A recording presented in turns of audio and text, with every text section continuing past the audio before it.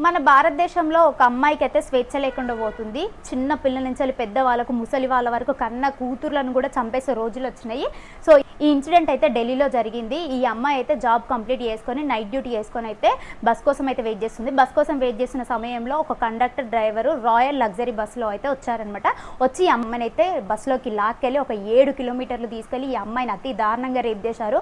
ఒకరి తర్వాత ఒకరు అయితే రేప్ చేసిన తర్వాత ఆ 7 కిలోమీటర్ దూరం అయితే తనైతే పడేసి వెళ్ళిపోయిన తర్వాత అయితే ఈ అమ్మాయి అయితే పోలీస్ స్టేషన్కి వెళ్ళి అయితే కంప్లైంట్ ఇచ్చిన తర్వాత అయితే ఈ అమ్మాయి అయితే ఒక మాట అన్నదంట, ఇంటి దగ్గర నా పిల్లలు వెయిట్ చేస్తున్నారు, వాళ్ళకైతే నేను ఉండి పెట్టుకోవాలనేసి, నా భర్త నా పిల్లలు వెయిట్ చేస్తున్నారు అనేసి ఈ అమ్మాయి అయితే వెళ్ళిపోయిందనంట. ఈ అమ్మాయికి న్యాయం జరగాలి.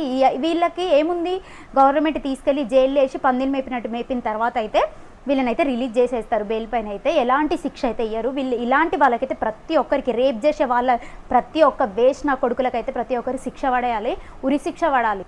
ఈ వీడియోనైతే ప్రతి ఒక్కరు తెలిసేలా షేర్ చేయండి.